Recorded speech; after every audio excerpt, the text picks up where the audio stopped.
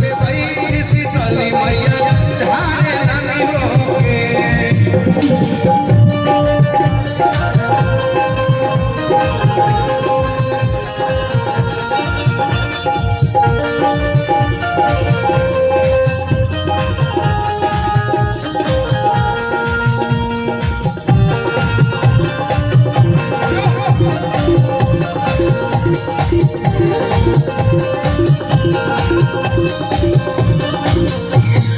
अच्छा बताइए माई के कैसे कैसे बा अब माई कौन चीज में विराजमान होने चलिए हम बतावा तनी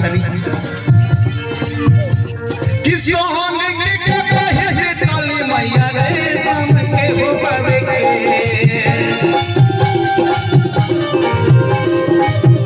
किस होने के कहे शीतली मैया रे शाम के हो पावे के। हम जिए पे भाई शीतली मैया झारे रानी होके। हम जिए पे भाई शीतली मैया झारे रानी होके। हम जिए पे भाई शीतली मैया झारे रानी होके। हम जिए पे भाई शीतली मैया झारे रानी होके। हम जिए पे भाई शीतली मैया झारे रानी होके। हम जिए पे भाई शीतली मैया झारे अरे तलाकी होके। बोली सास दरबार की।